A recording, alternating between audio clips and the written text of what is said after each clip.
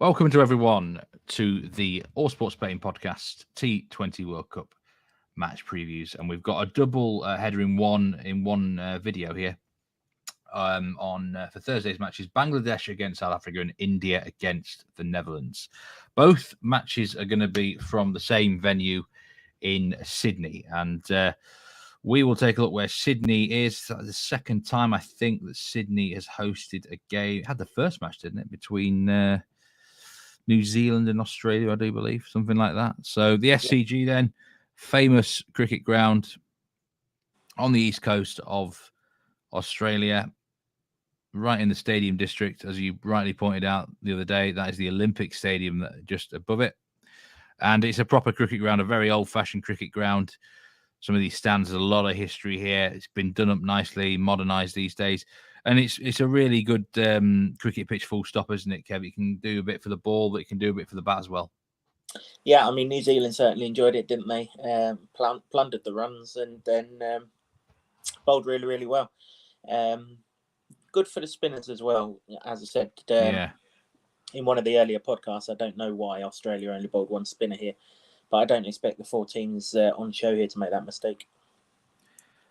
I was actually going to ask you about the spin. Is it still a relevant spinning ground then, this one in the SCG? Yeah, I mean, it's not going to turn square or anything like that, but the ball's not going to come onto the bat. There might be the odd little bit, and you've got to factor in that this is a double header. So by the time we get to talking about the second game, that'll obviously be overs 41-80 on this pitch. So, effectively getting towards the back end of a whole day of Test cricket, for example. And keep my time to stop sharing the screen. Yeah. There's been a malfunction. We've gone in someone's back garden. Anyway, onto the weather forecast. And again, yet more trouble with the weather in this part of Australia, unfortunately. I mean, this might as well be relevant, obviously, for both games here. But Sydney, the first game starts at local time at 5 p.m. local time. And the second, it's 3 p.m. local time, isn't it? 3 p.m. local time and 7 p.m. local time. So right in here, we've got this bunch of showers coming through, 70% chance of rain. It might hit, it might not, who knows? It certainly looks a lot better for the second game, which is India against Netherlands, that's for sure. And I was asking you off air earlier about the time gaps here, Kev. So, it's all well and good having this nice little clear forecast towards the end. But that window between 3 and 6 p.m. or 6:30, the first game's got to get done in some capacity in that time slot, hasn't it? Yeah, they'll time it so that a 5-over game finishes roughly half an hour before the second game starts. Sometimes they push it on, they'll delay the toss and everything else for the second game. So there might be a little bit of half an hour leeway, so that second game might start at 7:30 instead of 7. But in the main, that first game will be timed to make sure that it doesn't disrupt the second one. The first game is Bangladesh against South Africa. And South Africa must be thinking, oh, no, here we go again here, because their first game against Zimbabwe got rained off. They really were close to winning it, weren't they, with the target set? But they were done by Mother Nature in this one. So we don't really learn an awful lot from South Africa in that first match, did we? No, other than Bavuma's clearly going to play. Didn't score anything, did he? I suppose maybe that's a good idea, isn't it? Just stand there and run whilst Quinton de Kock smashes it everywhere. But at some point, he's going to need to score some runs in this series. Apart from that, though, no, you're right. They don't like something about rain in South Africa in this part of the world, isn't it? For those of an older generation, the '92 World Cup was the one where they were in control against England, and then it rained, and then they came back needing 22 off one ball. I wish you well with that. But same thing here. They'd actually won the game, hadn't they? But because there wasn't 5 overs of the second innings, no can do. Washout time. They do have a history of rain in tournaments, don't they? That's not the only example either, is it? Wasn't there one in the one they actually hosted? Was it 99 or something like 2000, that? And 2002, wasn't it? Yeah. When they made an absolute kibosh of the Duckworth Lewis and thought that the number was the number they needed and ended up tying, yeah. South Africa and rain. Bangladesh, I have to say I didn't see any of their game. That they beat who did they beat? Beat the Netherlands, annoyingly. Netherlands. It was a close one, 9 runs. Yeah. 9 run. I didn't see any of it. So A lot of viewers might think I've got a vendetta against Bangladesh because I didn't even watch the highlights of them. But what did you take out of that game? How did they look to you, Kev? They don't exist to you, do they? It's you like, you know, the whole world. It's like on Twitter, you've muted the word Bangladesh in your whole lifestyle. That's what's happened. Not very good, Steve, is the answer to your question. The Seamers looked good, to be fair to them. Particularly Taskin Ahmed, who actually is becoming quite a find in all three formats for Bangladesh at the moment. Wasn't particularly impressed by Bangladesh with the bat, although to be fair, I think I read that it was their third highest power play score since the last World Cup. And bearing in mind that they've played an Asian Cup and God knows how many series since then, that was saying something. We should say that Hobart ground, good for batting, obviously very short, straight, square boundaries. Hey, you just kind of got the feeling that the Netherlands really thought that they could win that game, to the extent that they put too much pressure on themselves, and they probably should have won the game. Two stupid runouts cost them, and Bangladesh got off to a win, much to the frustration of us. Yeah, it was frustrating, and that might be their only win. Who knows? On to a couple of bets then for this game. And you're in the performance market. Mossadegh Hossain, performance over 18.5, 1 point for a run, 10 for a catch, 20 for a wicket, and 25 for a stumping. This is a very low line for performance markets. I mean, I don't know a lot about this player, Kev, so you're going to have to tell us about him. The first thing I'll say, Steve, is I'm covering both sort of weather forecasts here. I'm covering the full game with this bet, and our second bet, which I'll come on to in a minute, is in case it's just a shortened game, which the forecast does suggest it will be. But hey, we thought that game about England and Ireland, and they got 35 overs in, didn't they? So we'll go with the full bet. Mossadegh Hossain, I don't know if you want to call him as an all-rounder, but I think he is an all-rounder. I mean, he's not an all-rounder in the mould of the senior all-rounder in this side, Shakib Al Hassan. But what he does do, he does very well. He'll probably bat at 7, might even bat at 6 if he comes up the order. And he's a pretty decent batsman. As I say, Bangladesh played an awful lot of T20 matches since the start of the year, and he scored if I go through his innings, 15, 10, 13, 0, 48 not out, 24 not out, 3, 27, 0, 2, 9 not out, and 20 not out, which was against the Netherlands. So in 4 of those innings, he's covered this line with the bat. And in another 1, 2, 3, 4 of them, he's got into double figures, which will leave us needing just a catch from him to cover it. The reason why I like him, though, Steve, is he's an off spinner as part of his sort of second trait of his all-round skills. And I really do think the spin's going to play a part here. New Zealand spinners really put the bock on Australia, didn't they, the other night? And although there's been a bit of grass left on the pitch by all accounts, all 4 captains that I've seen quotes from that are playing over the course of this particular doubleheader, they've all said how dry they think the pitch is, even with the rain around. So that tells you that it's likely to spin. So going back through the year, you've got Mossadegh has taken 5 for 20 against Zimbabwe, 2 for 8 against UAE. Okay, you could argue that they're favourable opponents, but if there's one weakness to any South Africa side, it's their inability to play spin. The other problem that this South Africa side have got is they've got an awful lot of left-handers in their team. Quinton de Kock being one, David Miller being a second one.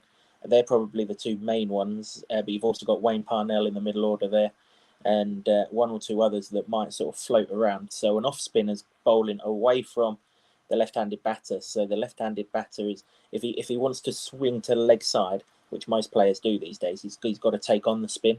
So it's not beyond the realms of possibility that Mossadegh picks up a wicket here, and if he does that, you can have his feet up when they bat for a week here. Will already have been covered. So very low line for a guy who may well be involved in all 3 disciplines of the game, and who is useful enough in them, Steve. He got 30 points in that first game against the Netherlands in a pretty low-scoring game, really. 20 not out and a catch. And anything similar or ding-dang-do for us here? We could win this with a couple of catches, couldn't we? Incredibly. And that, I would love that. But, Hossain performance over 18.5 there. And you've got a second bet for the game. It is in the man of the match market. You're looking at Riley Russo. Yeah, we're looking down the avenue of a shortened game here, but it doesn't mean to say necessarily that you can't be the man of the match in a long format game. If it's a shortened game, you would think that a big hit is going to catch the eye.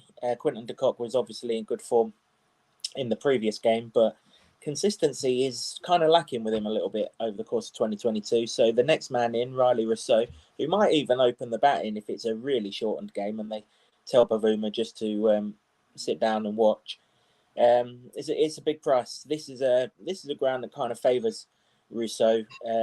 He's absolutely plundered runs for Somerset in the T20 Blast in the English summer. And whilst this isn't the smallest tournament, it's very, very similar in terms of where the pockets are to score on in sort of in the corners sort of thing. And I think Rousseau, he's got a point to prove on his return to the South Africa side. He only returned having been a Kolpak previously earlier this summer. This is his first taste of World Cup action since he returned to international cricket. Didn't get much of a bat at all on this tour, really, but he's due. And Bangladesh might just work out very nicely for him. And if it's a shortened game, 5 overs, 8 overs, 9 overs, something stupid like that, then Rousseau, if he can catch fire, could catch the eye, 9-1. I very nearly had my own pick for this game, Kev. There will be some of my picks in the later game, Pakistan against Zimbabwe. But I was very close to officially tipping here Bavuma under 21.5 runs. Now, I think if it had been against anyone else, like as in a decent opponent, I would definitely have taken this. But I'm a little bit concerned that he could still bat terribly and actually get 20 to 30. I don't know what you think about that one, but there's a lot of pressure on this man. There's a lot of talk about him. You know, he want to surely try and catch the eye and actually at least score at a decent rate. I don't know about score at a decent rate, Steve, but he'll want to score, that's for sure. I mean, there's a lot of talk about Aaron Finch's innings against Sri Lanka on Tuesday, isn't there? But at the end of the day, he was there when his team had won the game. Doesn't matter how quickly you score if someone's smashing it at the other end.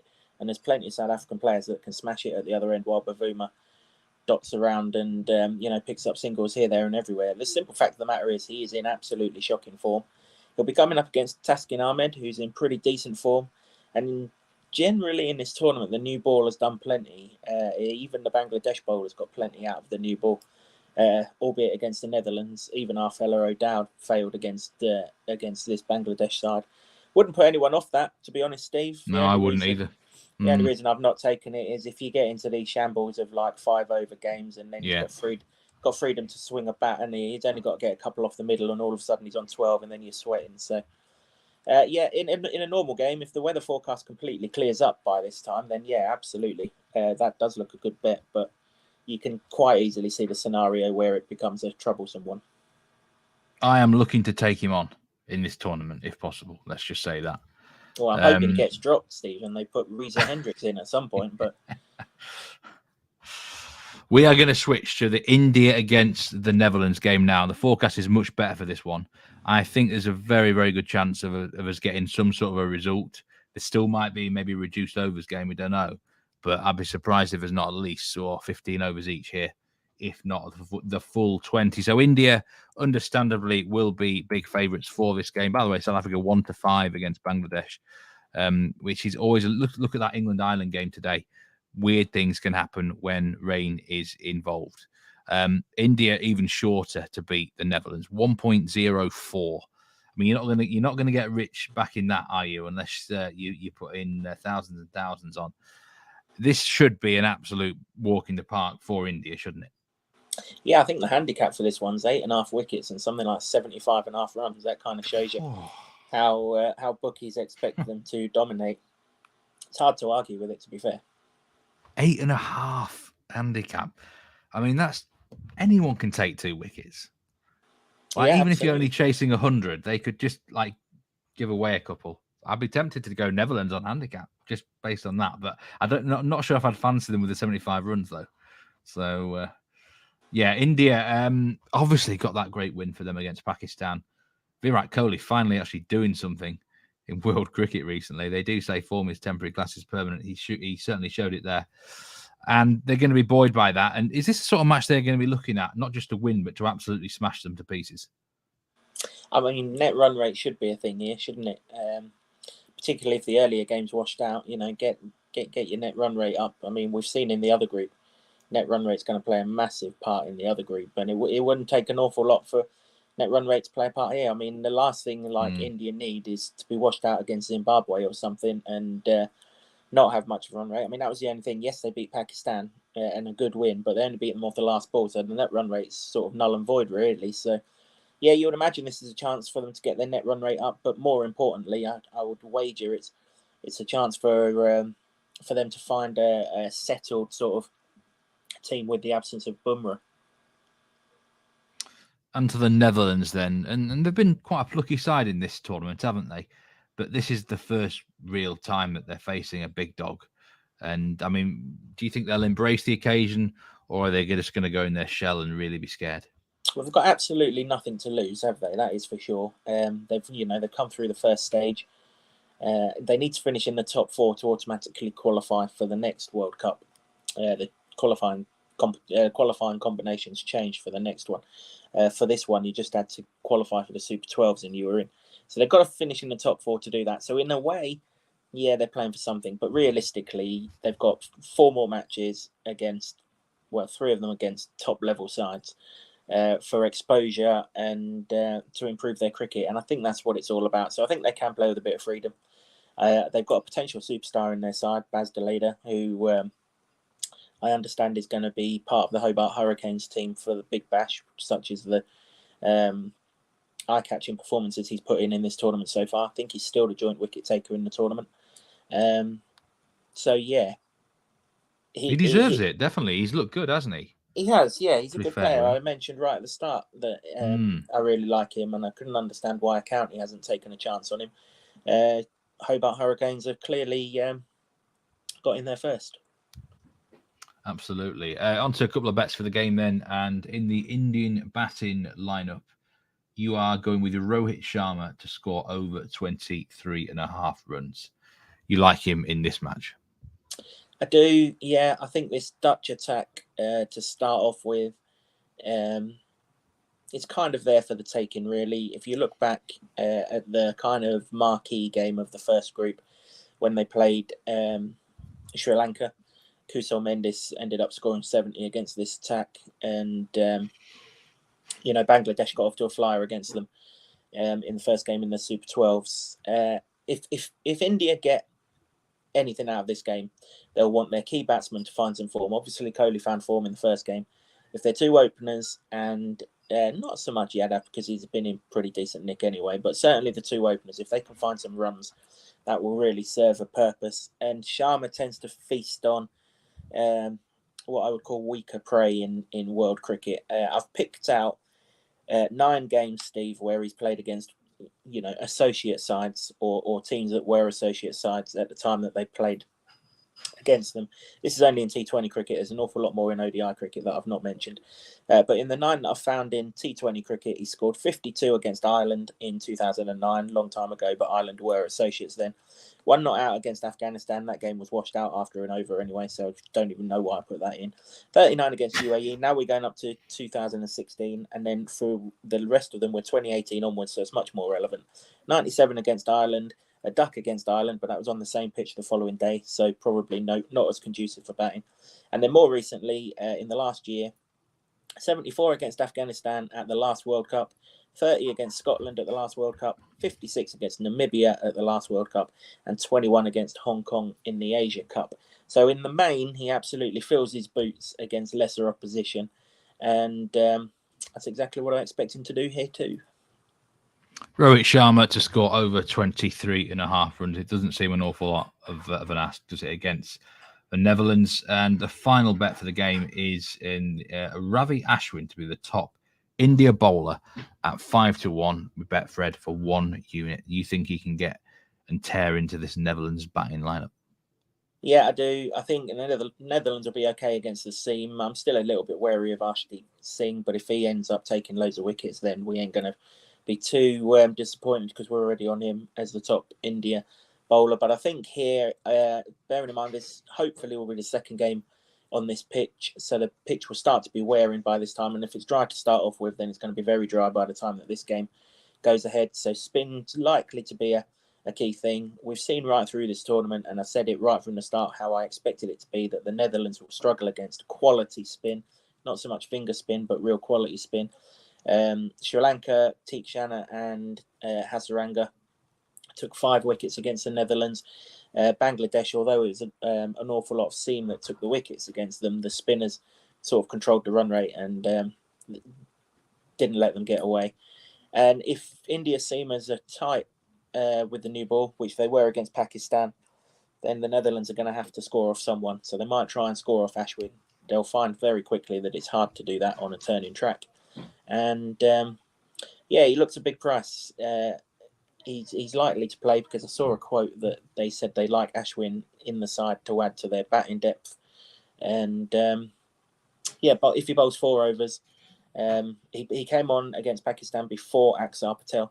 So as the spin option at 5-1, I think he's worth a decent bet. He'll get a bit of bounce on this wicket as well, won't he? With his height, you would think. Yeah, he will do. He'll get some bounce. He'll get some turn. The Dutch have got to read him. We mentioned when we did the Sri Lanka Netherlands game that I gave an example of how you can read finger spin and wrist spin differently. They couldn't read the wrist spin, could they? And they're going to find it difficult again here, I suspect. Let's have a recap then of all the bets. We'll start with that India game. And that's Rohit Sharma over 23.5 runs for a 3-unit pick with Bet Victor, and Ravi Ashwin, top India bowler at 5-1 with Betfred. Do you think India win by a landslide here, or are they just going to sort of be a little bit maybe sloppy after the Lord Mayor show after they beat Pakistan? Yeah, I don't think they'll be sloppy necessarily. I just think it'll be one of those games. India play really well. The Netherlands will be competitive, and the sort of if India bat first, sort of 40, 50, 60 run margin, something along those lines. I don't think there's a need for India to absolutely smash it to win this well, is there? They just need to play somewhere near their better game, and 1 or 2 players come off and they'll be fine. Yeah, I think those who've got a few bollocks might look at that Netherlands handicap, and I think they could get a reward out of it, but I just haven't got them, to be honest, in case India absolutely smashed them. And back to that first game then, Bangladesh, South Africa, Mossadegh Hossain performance, over 18.5, and also Riley Rousseau, man of the match. Difficult. I mean, do you think South Africa will win the game, Kev? Yeah, they should. They should win the game, but like you say, they've only had 3.5 overs with the bat so far. So still need with the rain around. Yeah, still need to judge them, but yeah, they look the better side of the 2 on paper. All right. Well, best of luck with all those then. Thanks very much for watching. Do hit that like button if you're watching on the YouTube, and we will be back very soon for another video for the 3rd match on Thursday, Pakistan versus Zimbabwe. So catch you soon.